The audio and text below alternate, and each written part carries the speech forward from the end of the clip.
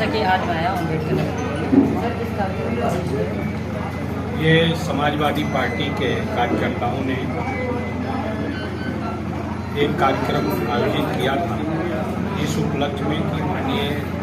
राष्ट्रीय अध्यक्ष अखिलेश यादव जी ने इस जिले के 4 महत्वपूर्ण राष्ट्रीय कार्यकारिणी में महासचिव और सचिव बनाकर जो सम्मान दिया, उसी सम्मान के दृष्टि से ये लोगों ने कार्यक्रम आयोजित किया और निश्चित रूप से आज भारतीय जनता पार्टी का जो अधिनायकवाद है, जिस तरह से भारतीय जनता पार्टी लोगों के साथ अन्याय और जाति जुर्म और जाति कर रही है, विशेष रूप से हमारे तमाम विधायकों के साथ नाइंसाफ़ी के तहत उनको जेल में डालने का काम किया है। आम जनता अगर थोड़ा भी कोई इनके खिलाफ बोल देता है तो उसको जेल में भेजने का काम कर रही है। उसके खिलाफ समाजवादी पार्टी उत्तर प्रदेश में महत्वपूर्ण लड़ाई लड़ रही श्री अखिलेश यादव जी के नेतृत्व में,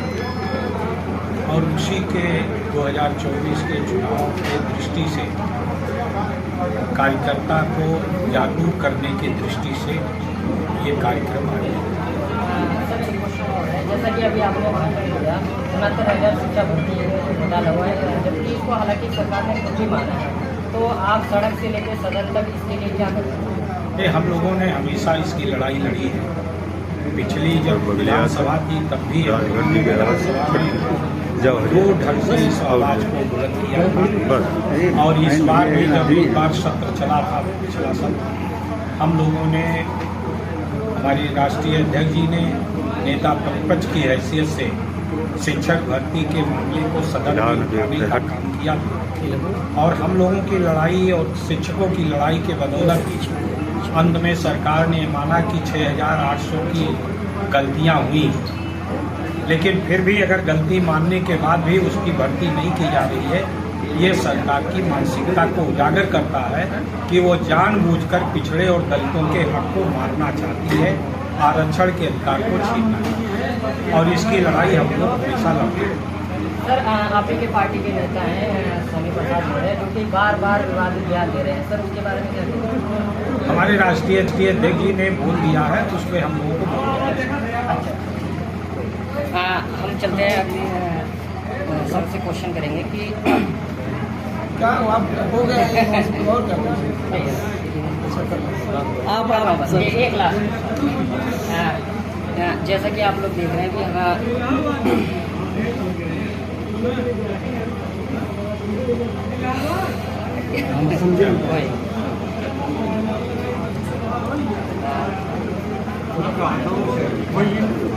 सर आपसे मेरा एक क्वेश्चन होगा, जैसा कि आप अभी एक राजभर समाज से आते हैं और भी राजभर समाज से हैं, जैसे कि बीजेपी में भी है, सपा में भी है, बसपा में भी है, तो राजभर समाज आखिर किसको अपना नेता मानता है, और अगर वोट भी अगर दे तो वो किसको दे? रामचंद्र राजभर जब बहुजन समाज पार्टी में थे, पूर्वांचल मतलब अम्बेडकर नगर से लेकर पूर्वांचल के समस्त राजभवन में लगभग 75% से लेकर 85% तक ऐलान हुई है पार्टी में।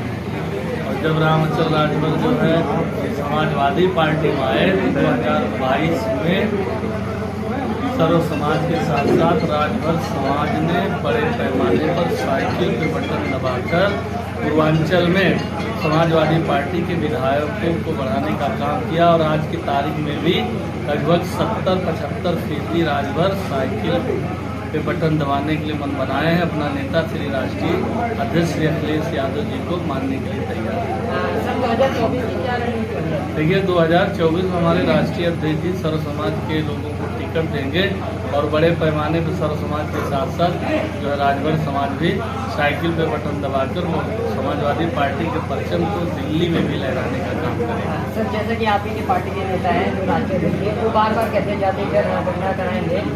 इससे पहले जब वो सरकार में खुद थे उन्होंने कभी मुद्दा नहीं उठाया, और अब जब विपक्ष में है तो ये मुद्दा उठा रहे हैं। देखिए ऐसा आज उसकी आवश्यकता है, आज जो है जनगणना की आवश्यकता है, इसलिए हमारे राष्ट्रीय अध्यक्ष जी जोरदार ढंग से इसको उसको उठा रहे, क्योंकि जाति जनगणना होने के बाद हमें ये पता लगेगा कि हमारी आबादी क्या, हमें कितना न्याय मिलना चाहिए, कितना भागीदारी मिलनी चाहिए। तो ये तो हमारे नेता पहले भी और आज भी पूरी दमदारी से स्टैंड। इसमें एक बात हमारी भी है कि 2011 की जब जनगणना हुई थी तो लोकसभा में हमारे तमाम सदस्यों ने इस बात की भरपूर मांग की कि जातिगत जनगणना होनी चाहिए। कि 2011 की जब जनगणना हुई थी तो लोकसभा में हमारे तमाम सदस्यों ने इस बात की भरपूर मांग की कि जातिगत जनगणना होनी चाहिए और उसी आधार पर केंद्र की सरकार ने जातिगत जनगणना का कराया, लेकिन उसका डाटा जो है प्रकाशित तब तक भाजपा की सरकार आ गई तो इसलिए उसका डाटा प्रकाशित नहीं हुआ। तो हमारे नेता को उस समय इसलिए उठाने की आवश्यकता नहीं थी कि उस समय सरकार ने स्वतः लोकसभा में जब सवाल आए थे तो उसके आधार पर मनमोहन सिंह की सरकार ने 2011 में जाति के आधार पर जनगणना कराने का काम किया था,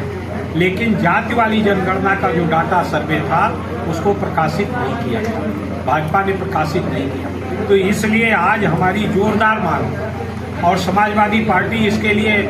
पूरी तरह से तैयारी कर रही है इस आंदोलन को चलाने के लिए कि जातिगत जनगणना कराइए और सभी को संख्या के आधार पर हिस्सेदारी। सर मेरा एक लास्ट क्वेश्चन और है, जैसा कि अभी आपने देखा होगा कि 27% जो आरक्षण है उसका वर्गीकरण के मतलब सदन में भी उठाया मुद्दा कि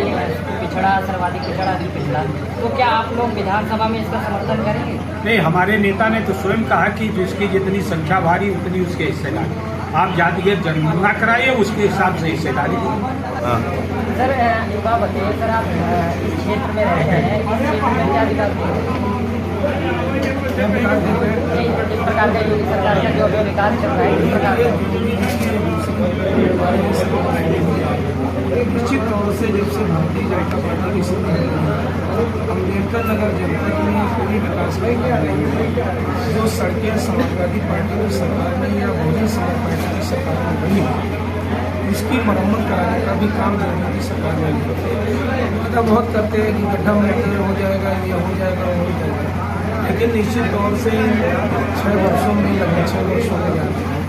निश्चित तौर से अभी आप किसी भी सड़क पर निकल करके तो लोग आज पछता रहे हैं भारतीय जनता पार्टी को लेकर के, और निश्चित तौर से इसका बदला लेने के लिए 2024 में अम्बेडकर नगर जनपद की महान जनता तैयारी कर चुकी है और 2024 में सत्ता से के लिए समाजवादी पार्टी बोलेगी यहाँ से कोई सांसद। सर एक बार बताइए, सरकार अभी आप देख रहे हैं कि सड़क की दुर्घटना हो रही है, हमारा जो किसान है जो मिले हुए हैं, किसानों का बहुत नुकसान हो रहा है, इस प्रकार में आप लोग क्या करेंगे जिससे कि हमारा सुधार? देखिए, केशव प्रसाद मौर्य जी उनकी सीएम है, भारतीय जनता पार्टी की सरकार है। अभी वो किसानों से निवेदन कर रहे हैं कि आप पी लेते हैं और इस जानवर को रोड पर छोड़ देते हैं। वो निवेदन कर रहे हैं कि हमने यह जो नीति चलाई थी ये गलत नीति है, तो आज उनको निवेदन करने की जरूरत पड़ रही है कि जानवरों को ले जा करके पशु आश्रय स्थल पर छोड़ने का काम। निश्चित तौर से ये किसानों के सामने बहुत बड़ी समस्या खड़ी हो रही है। जिनकी थोड़ी बहुत खेती है, 1 किलो भी अनाज उनको पैदा होने में नहीं मिल पा रहा है। निश्चित तौर से इससे भी जनता दुखी है और जनता बहुत चालाक है। इसका जवाब समय आने पर देगी भारतीय जनता पार्टी के अहंकार को। सर मेरा लास्ट क्वेश्चन है,